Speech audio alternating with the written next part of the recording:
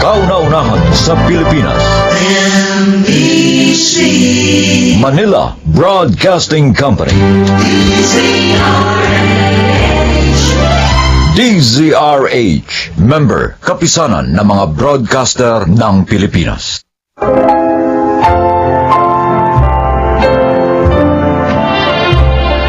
Magandang araw po mga kaibigan. Maririnig natin ang paglalakad ng isang yaya at ng mga pagsubok at tagumpay na kanyang pinagdaanan at nakamit sa kanyang buhay. Siya ay si Sabel.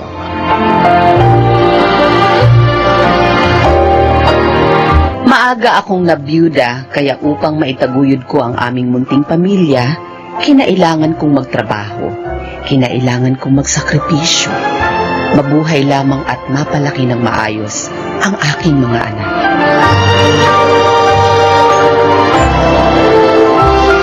Oh, kainin mo na ito, anak, para tuluyan ka ng gumaling.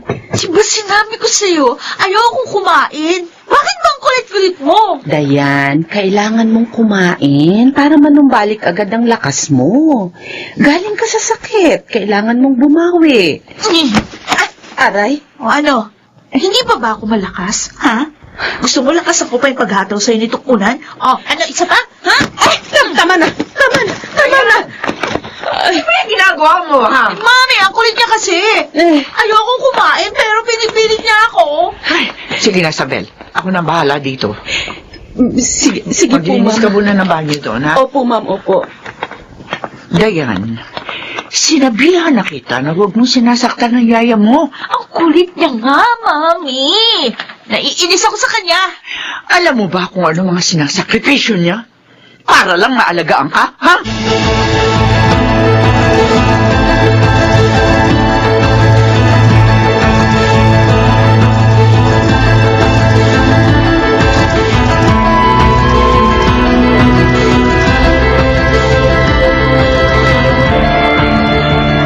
Oh, inumin mo na kasi to.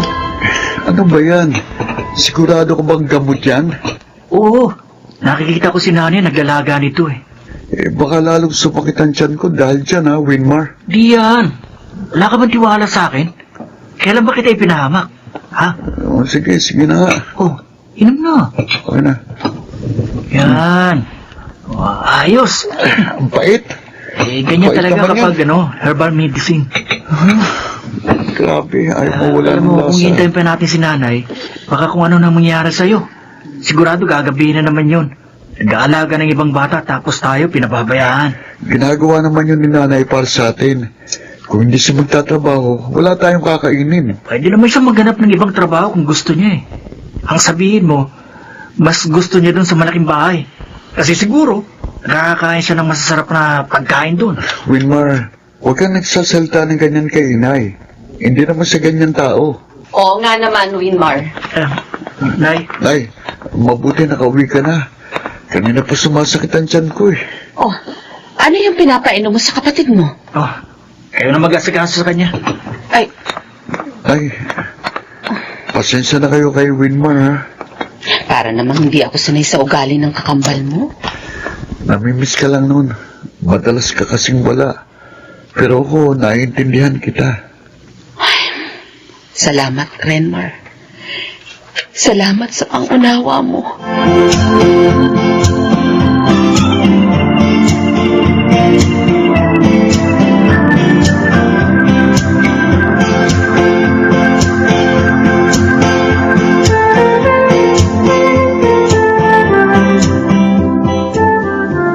Oh, Winmar, mag-almusal ka muna bago ka pumasok. Huwag na, Nay. Oh, heto. Baon mo. Dinagdagan ko yan. Doon ka na lang sa eskwelahan mag-almusal kung ayaw mo nitong niluto ko. Salamat po. Paalis na ako. Pasensya na kayo mga anak. Nag-aaruga ako ng ibang tao. Pero kayo mismo hindi ko maalagaan araw-araw. Patawarin niyo sana ako. Ginagawa ko naman ito para sa ikabubuti niyo. Para may maganda kayong kinabukasan. Para maibigay ko mga pangangailangan ninyo.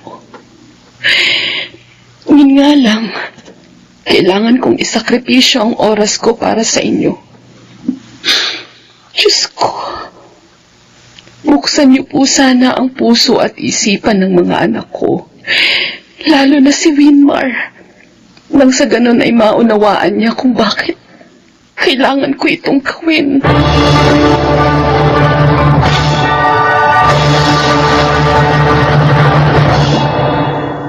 Yaya, ilipat mo ang channel ng TV. Sige. I'm home. Oh, Dad! Good evening, sir. Isabel, kunin mo nga itong mga bag ko. Akin na po. Ang mom mo. Nasa kwarto na si Mommy, Daddy. Teka, ano itong mga papel na to? May project daw po si Dayan, kaya tinutulungan ko siya, sir. Dayan? Yes, Dad. Sige na, Isabel. Ipaghanda mo na lang muna ako ng kape. Sige po. Dayan, Dad. hindi mo tutor si Isabel. Hindi kasama sa trabaho niya ang igawa ka ng assignment o project. Bakit siyang pinagagawa mo nito? I'm so pagod, Daddy. Ayusin mo yan. Bilisan mo. At ayoko nang malaman uli na pinagagawa mo ang yaya mo ng project mo. Naintindihan mo ba?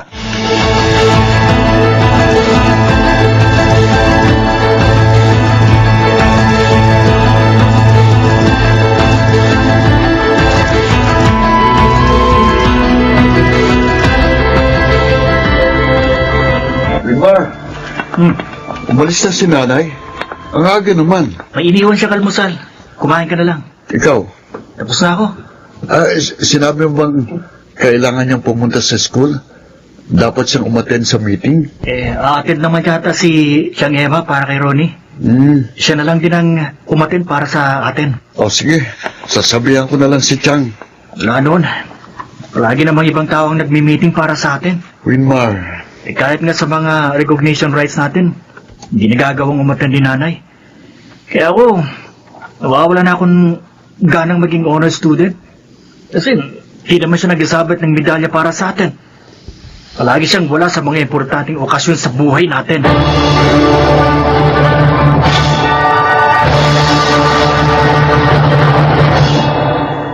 Ipapark ko lang itong kotse.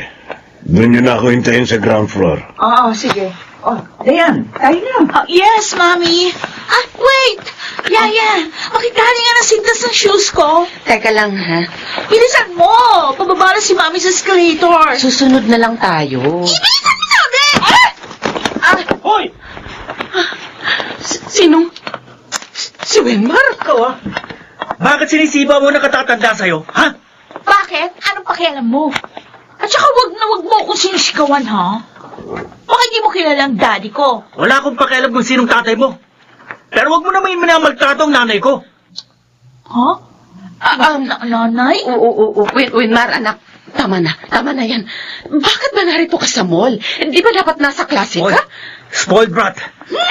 Alam mo ba kung anong isinasakripisyo ng nanay ko para lang maalagaan ka? Tapos ito bang ginagawa mo sa kanya? Sinisipa mo? At ano pa? Siguro may iba ka pang ginagawa sa kanya kapag nasa bahay kayo, no? Hoy, Kung dito nga sa public place, sinisipa mo siya. Paano ba kayo sa bahay nyo? Ha? Winmar, Nay, mag-isip nga kayo. Kami nga ni Renmar ni minsan hindi nagdabog sa harap nyo. Tapos inaalagaan mo tong ganitong klase ng tao. Winmar, tama na. Sige, subukan mo saktan ulit ang nanay ko. Ako ang makakalaban mo.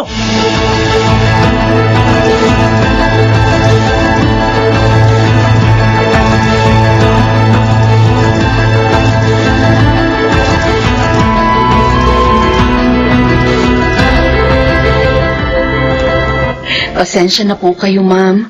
Patawarin niyo po ang anak ko. Ako na pong humihingi ng paumanhin para sa kanya. Sabel, Huwag niyo po sana akong tanggalin sa trabaho, ma'am. Kailangan ko po ito. wala nang bata si Dayan. Ikaw na nag-alaga sa kanya. Tiniis mo ang lahat. Pati na ang pagiging moody niya. At madalas, nasasaktan kanya. Ang totoo nga niyan, hinihintay lang namin ang sermon na magpaalam ka. Pero hindi mo yung ginawa. At hanggang ngayon, inaalagaan mo pa rin si Dayan. Hindi ikaw ang kailangang humingi na paumanhin, kundi kami. Ma'am? Patawarin mo kami. Dahil hindi namin kayang palakihin ng maayos si Dayan. Hindi siya lumaking kagaya ng mga anak mo. May paggalang sa matanda, kayang ipagtanggol ang magulang nila. At alam kung ano ang mali at tama. Marami kaming pagkukulang kay Dayan. Siguro, panahon na para kami na lang ang mag-alaga sa kanya. Ma'am? Panahon na rin para maalagaan mo na maayos ang mga anak mo. Sabel, bibigyan kita ng puhunan para makapagtayo ka ng isang maliit na negosyo. At nang sa ganun, hindi mo na kailangang umalis sa bahay niyo. Napakabuti mo, Sabel. At nagpapasalamat kami sa lahat ng sakripisyong ginawa mo para sa aming anak. Maraming salamat.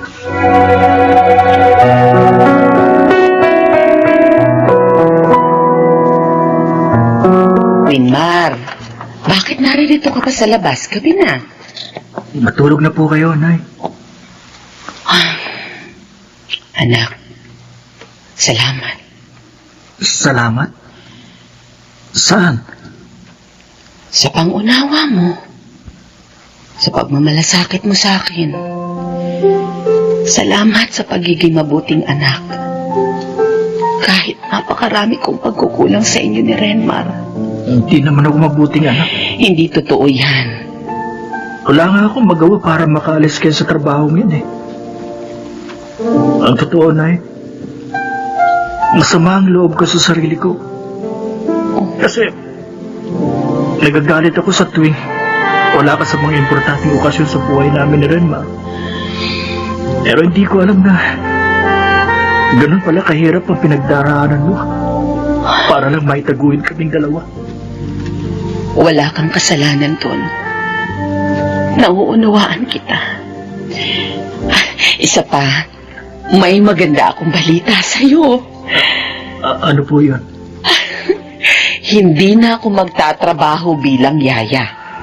Negosyante na ako ngayon.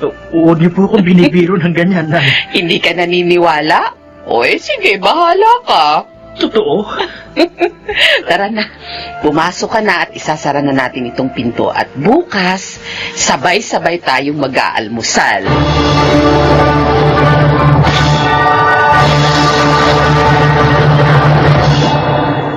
Oras at atensyon.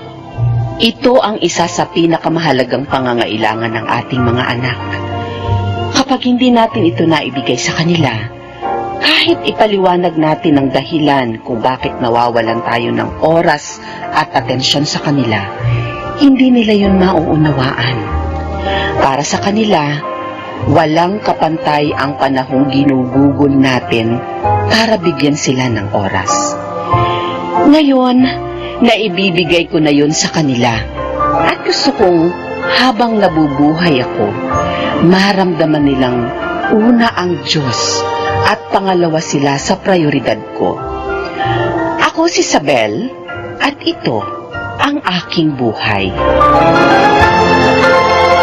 Iba't ibang uri ng sakripisyo ang ginagawa ng bawat ina at ama para sa kanilang mga anak. Gayunpaman, lahat ng iyon ay may iisang dahilan: pagmamahal. Mga nagsiganap: Susan Robles, Rinal Benabin, Maynard Landicho, Phil Cruz, Rosana Villegas, at Jenaline de la Cruz sa papel na Sabel. Naglapat ng angkop na tunog Jerry Butiang. Sa musika, Buboy Salonga. Supervisyong teknikal, Eric Lucero at Bon Buyar. Creative Consultant Phil Cruz. Production Assistant Anching Cruz. Ito'y mula sa panulat ni Rita Labanon.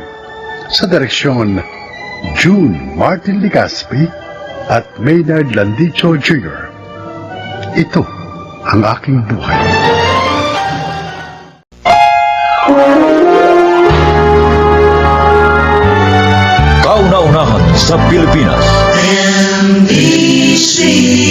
Manila Broadcasting Company.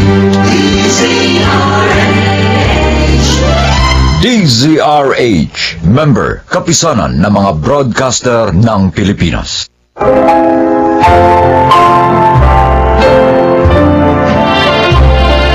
Magandang araw po mga kaibigan. Maririnig natin ang paglalakad ng isang binatang hindi sumuko sa kanyang pangarap sa gitna ng mga pagsubok na kanyang hinarap. Siya ay si Doris. Hindi sa minamaliit kong pamilya namin, pero ramdam kong hirap ng buhay mula ng bata ako. Kaya naman nangako ako sa aking sariling magsisikap, mangangarap, at magsasakripisyo kung kinakailangan. Mabago lang ang kapalaran ko at hindi ako matulad sa mga kapatid, pinsan at kamag-anak ko.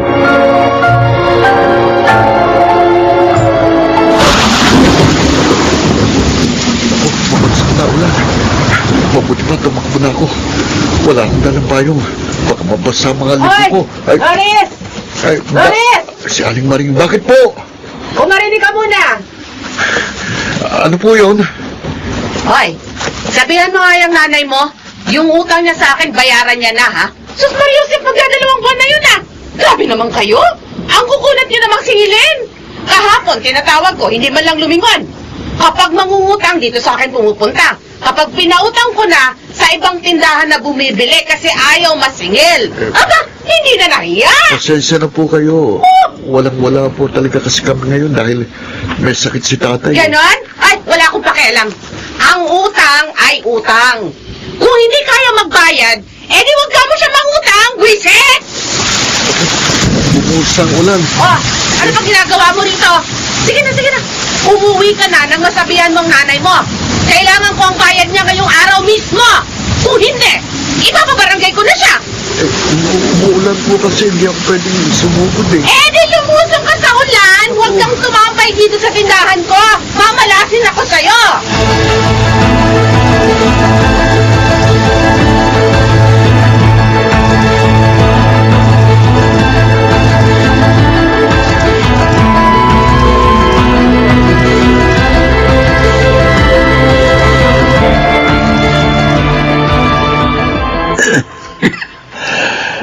Wala na ba akong gamot? Naku, wala na eh. Kaya itong nilagang dahon na lamang inumin mo, ha? Baka si Norris may pera. Hindi ba't may trabaho siya? Eh, siya na nagbayad ng kuryente natin ng isang araw. Ganun ba? Nay! Oh! Ay, basa-basa ka! Eh, bakit ka lumusong sa ulan? Nay! Si Aling Maring ho. Naniningil ng utang ninyo. Ay, naku. Yan ang nga problema eh. Wala pa tayong pambayad. Norris, Tay, baka naman may naitatabi ka pa dyan pera. Bayaran mo na muna. At saka, kailangan ko rin ng gamot. Baka maaaring makahiram muna ng pambili. May pensyon naman ako sa susunod na buwan eh. Babayaran na lang kita.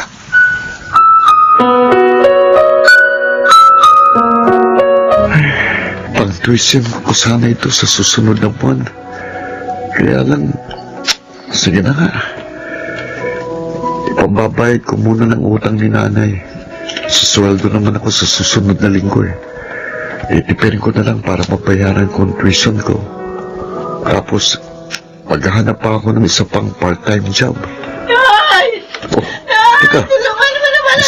Si Ate Rona yun ah. Bakit kaya? Lalabas ako. Ano ba kasi nangyari, ha? Ate, ano yan? Kasi nagluluto ako. Oh. Hindi ko napansin. Gumapang na pala siya sa mesa. Ayaw nahulog.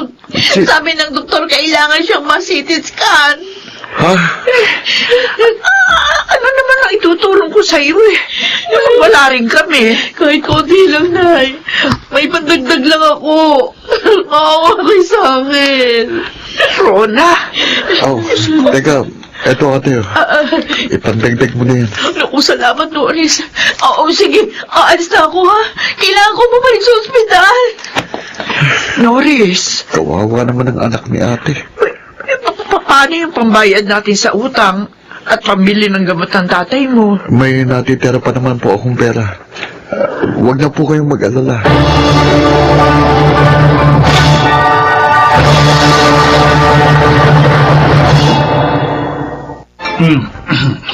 Tagay pa, tay.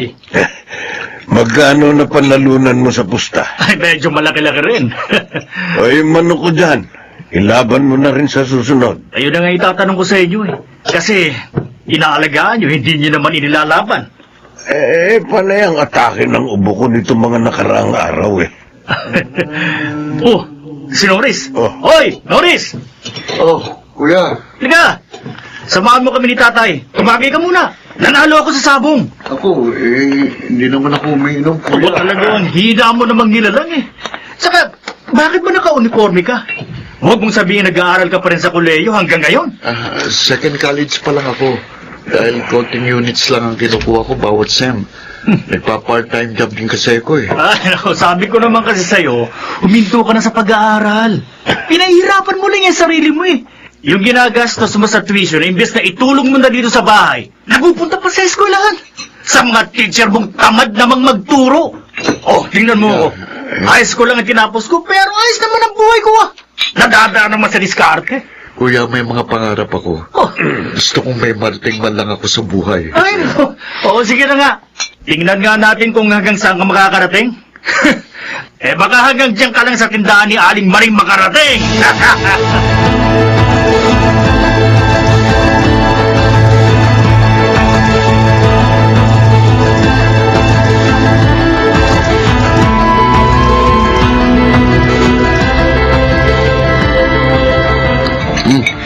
Oh, hoy, bilis mong kumain. Dahan-dahan na subo mo. Baka mabulunan ka. Late na ako kasi ko sa klase, Nay. Norris, Tayo, bakit po?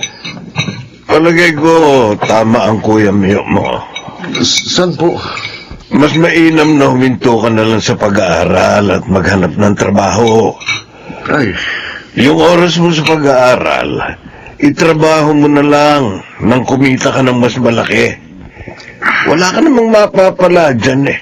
Tay, humingi ba ako sa inyo ng panggastos ko sa koleyo? Kahit pa masay, sarili ko namang perang ginagastos ko, di ba? Dala-dalawa na nga pong part-time job ko para lang makatulong dito sa bahay at mapaaral kong sarili ko. Ayun na nga. Lalo ka lang nahihirapan. Kaya ko hong tiisin ang hirap na ito, pero hindi ko kayang maging mahirap habang buhay. Pansamantala lang naman itong ganitong hirap. Pero kapag natupad ko mga pangarap ko, naniniwala akong kahit papano, makakaranas tayo ng ginhawa. Tay, pangarap, ambisyon, yun ang wala sa atin. Kaya nasanay tayo sa ganitong buhay. Kung hindi nyo man ako nasusuportahan sa pinansyal na pangangailangan ko, sana kahit moral support lang. O, sana kahit papano, mangarap man lang kayo para sa akin.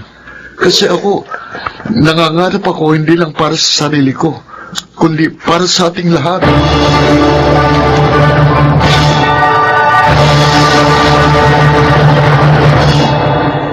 Ay, baka naman ho, pwedeng pakiusapan si Norris.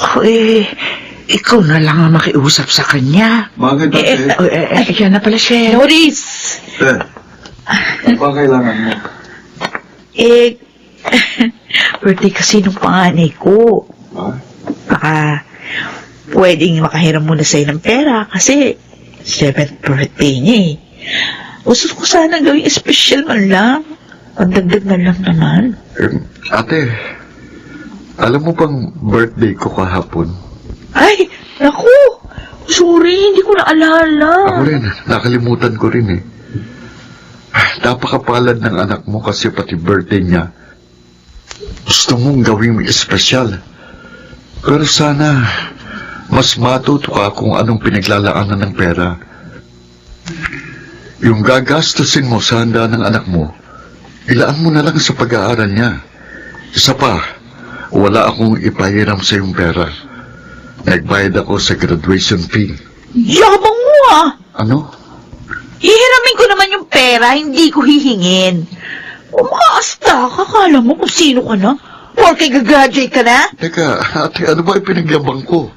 Pinapayuhan lang kita. Ewan, di ko kailangan yung payo mo. Ako na nga. Norris, pagpasensyahan mo na lamang yung ate mo, ha? Kailan ko ba ako hindi nagpasensya? Sila na ngang tinutulungan. Ay, Sila pang agrabyado.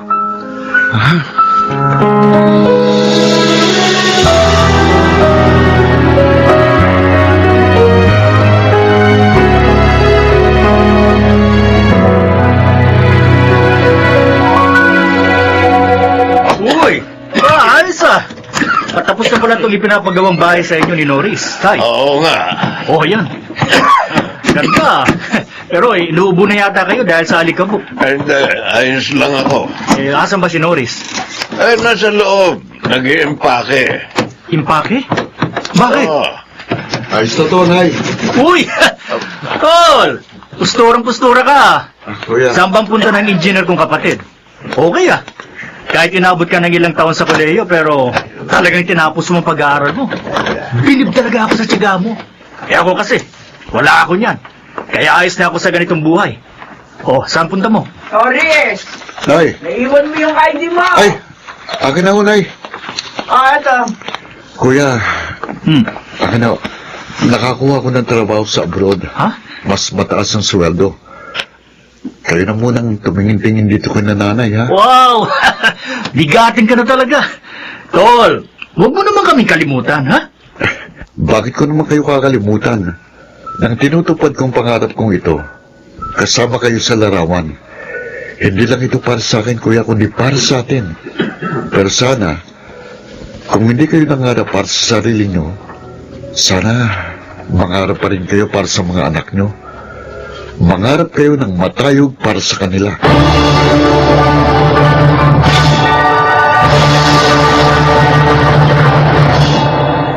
Ang ating mga pangarap ay parang mapa na nagbibigay sa atin ng direksyon papunta sa isang tiyak na destinasyon. Sa mga kagaya kong lumaki sa mahirap na pamilya, huwag kayong mawala ng pag-asa. Magtyaga at magsakripisyo kayo, higit sa lahat, mangarap at sikaping matupad ang pangarap na yon. Walang imposible sa taong naniniwala. Ako po si Norris at ito ang aking buhay. A person without a vision perish. Gaya ng sinabi ni Norris, ang ating mga ambisyon at pangarap sa buhay ay nagsisilbing tanglaw sa ating tinatahak na daan. Marag Siganap, Susan Robles, Gilal Benamin, Rosana Villegas, Maynard Landicho, Jenaline de la Cruz at Phil Cruz sa papel na Norris.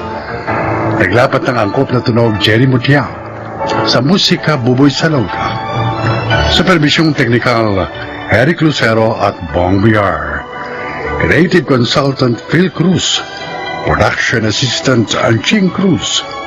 Ito'y mula sa panulat ni Rita Lamanon, sa direksyon June Martin Ligaspi at Maynard Landicho Jr. Ito ang aking buhay.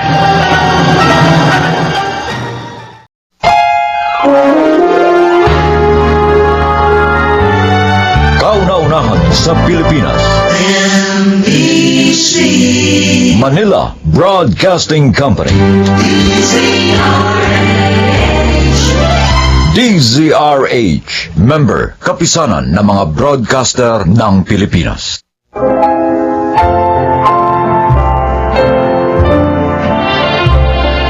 Magandang araw po mga kaibigan. Maririnig natin ang kwento ng isang misis na matagal na nagtiis sa ugali ng kanyang masungit na biyanan. Siya ay si Marieta. Maaga akong nag-asawa. At dahil wala pa kaming sariling bahay, nakipisan muna kami sa pamilya ng mister ko.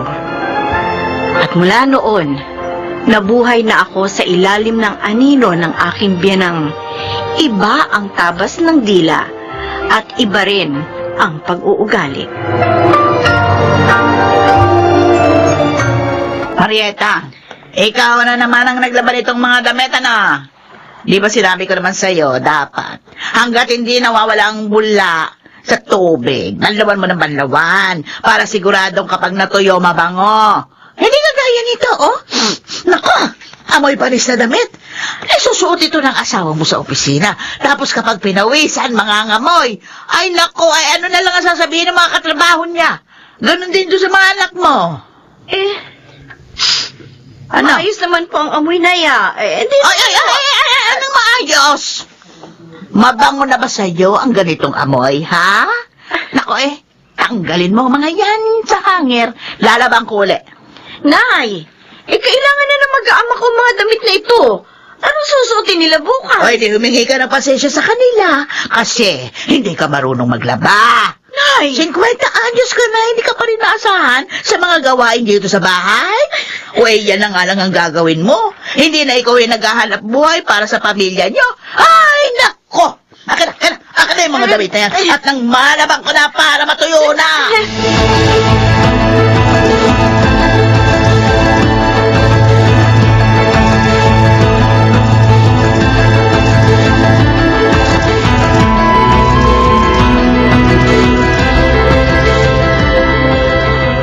Ba't di ka pa natutulog? Rene, pagod na ako. Pagod? Bakit? Marami ka bang ginawa maghapon? Pagod na ako kay nanay. Pagod na ako makisama sa kanya. Ay, ako. Nagtalo na naman ba kayo? Bumukod na kasi tayo. Ano? Ngayon pa tayo bubukod? Tayo lang naman ang nakatira rito sa bahay. Pwede ba iiwan ditong mag-isa si nanay? Mula noon hanggang ngayon, wala na akong ginawang tama sa paningin niya. Lahat na lang napapansin niya. Yung pagluluto ko, paglilinis, pati pananamit ko. Ay kanina, yung paglalaba ko na naman ang pinuna niya. Siya na lang palagi ang tama, siya na lang ang palaging magaling. Naku, Marieta. Hindi ka pa rin ba nasasanay hanggang ngayon kay inay? Ilang dekada na kayong magkasama. Hindi mo kasi ako nauunawaan eh. Kasi iba naman ang trato sa'yo ni nanay. Ay, naku, tama na. Pagod ka lang. Mabuti pa matulog na tayo, ha? Sige na, tulog na. Kung ayaw mo maghanap ng malilipatan natin, ako ang maghahanap.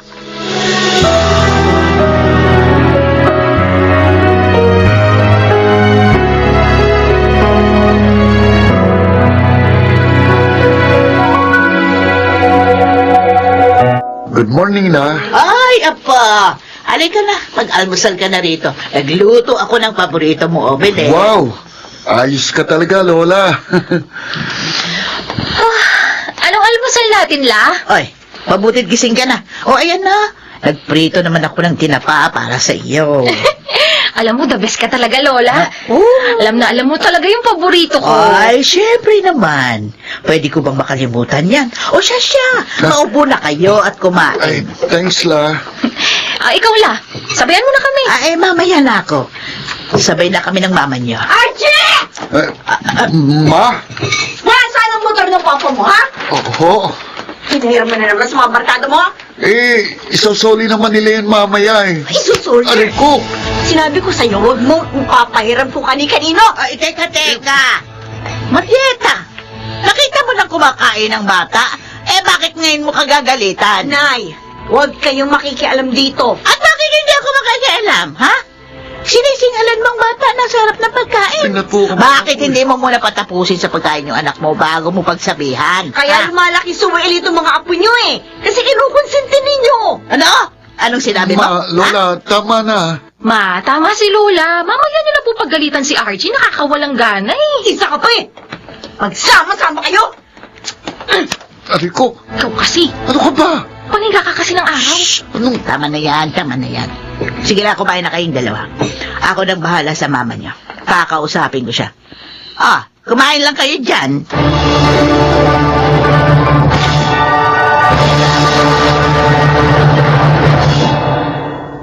Kanina ka pa raw hindi kumakain, sabi ni inay. Eto, pinadalang ka ng hapunan. Hindi ako kakain. Marieta. Hindi ako kakain hanggat hindi tayo lumilipat ang bahay. Ano? Ayoko na sa bahay na to. Ilang ulit ko bang sasabihin yan sa'yo, ha? Ayoko nang mabuhay na sunod-sunuran sa anino ng nanay mo. Kahit mga anak ko, hindi na ako pinakikinggan dahil sa kanya. Lagi na lang ako ang mali. Lagi na lang ako ang may pagkukulang. Puro na lang yung pagkakamali ko, nakikita niya. Hindi totoo yan. Ayoko na nga rito. Bakit ka sumisigaw? Pagod na ako makisama sa nanay mo. Marieta! Ngayon mamili ka. Ako o yung nanay mo. Ano?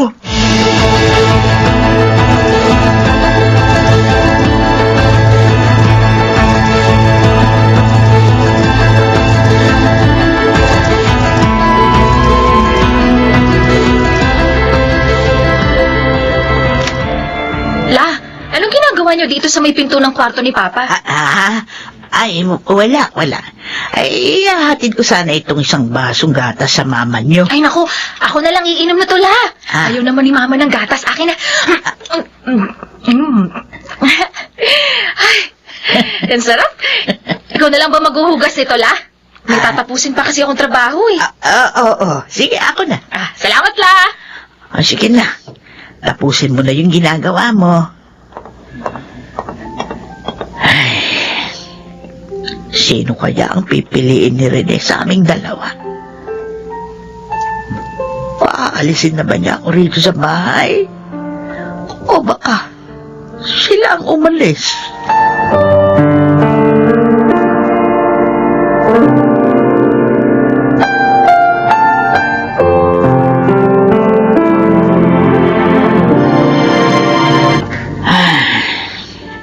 Nay?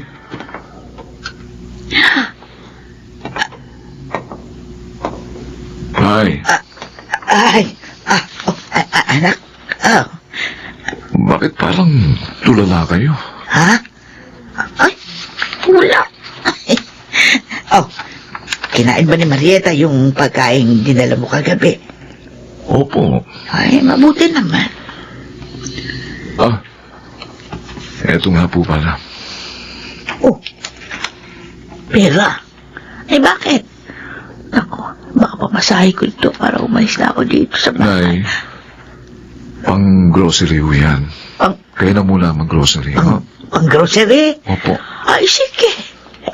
O, paano? Alis na po ako. Ay, sige. Mag-iingat ka, anak, ha? Ay, eto nga pala. Baunin mo itong saging para meron kang panghimagas mamaya. Salamat, Nay. Oo, ayan. Aray. Oh. Ay, bakit? Tsaka, namumutla kayo. Kasi bigla akong tumayo. Medyo nahilo ako eh. Sige na, ayos lang ako. Sigurado ba kayo, Nay? Oo, ayos yan. Nay!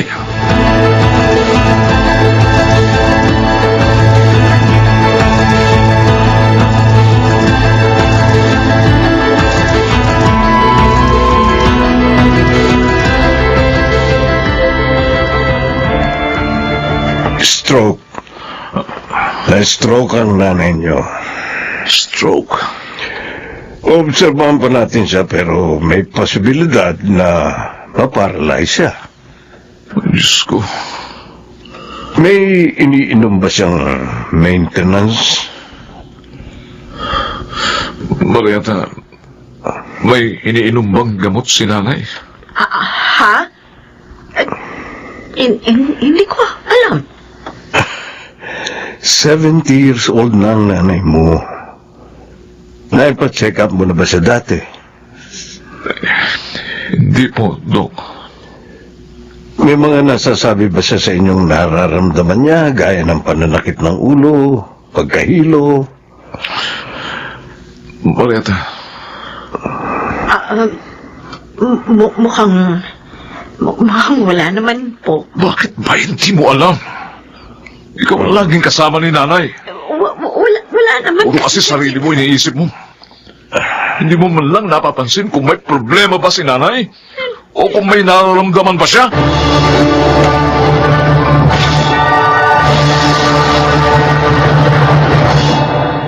Nay, patawarin niyo po ako. Tama si Rene. napakama ka sarili ko. Mula noon, palagi ako umaasta na parang biktima. Parang aping-api. Sarili ko lang ang iniisip ko. Sarili ko lang ang nakikita ko. Pero kanina, habang inaalala ko yung mga panahong magkasama tayo,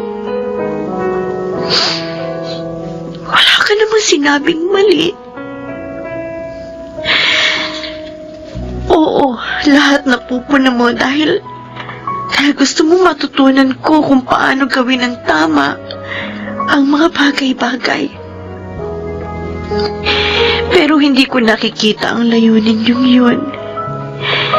Kasi itinatak ko na sa isip ko na kontrabida ka sa buhay ko.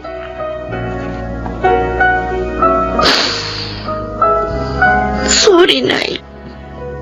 Sorry. Ngayon ko lang ito napagtatanto. Nay, gumising ka na.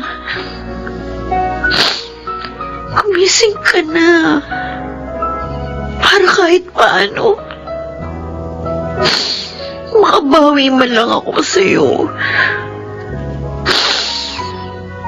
Patawarin mo ko, Nay.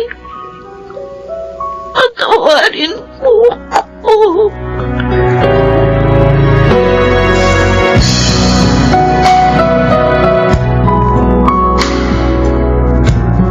Hoy, Archie! Archie! Uy, gumising ka dyan. Ano ka ba? Bakit pa, ate? Alam mo, tulog ka ng tulog dito sa ward ni Lola. Tingnan mo.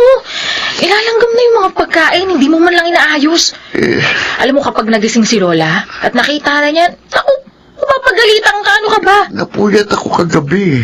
Ah, napuyat ka. Kaka-cellphone. Oo na, ayusin ko na ito. Ay, si Lola. Lola? Gising ka na, Lola? Marieta. Si Mama. Tinatawag niya si Mama. Tawagin mo si Mama, dali.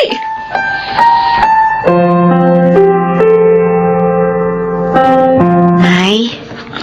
Oh, gamot niyo po. Akin na. Eto po. Oh, humawa kayo sa braso ko.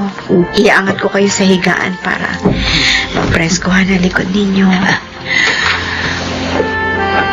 Marieta. Bakit, Nay? Salamat. Salamat? Saan po? Sa pag-aalaga sa akin. Ako, wala pa nga po ito sa lahat ng ginawa ninyo para sa akin. Nay, patawarin ninyo ako sa lahat. Sa lahat ng pagkukulang ko sa inyo. Pangako, aalagaan ko kayo ng mabuti. Para kahit paano, makabawi man lamang ako sa inyo. Tsaka, gusto ko rin ang magpasalamat sa inyo. Mula nang dito ako tumira sa bahay, kayo na ang naging magulang ko. Kayo na ang naging gabay ko. Patawarin niyo ko kung hindi ko yun na-appreciate noon. Ngayon ko nauunawaan lahat ng ginagawa niyo para sa akin at para sa pamilya ko. Maraming salamat, Nay.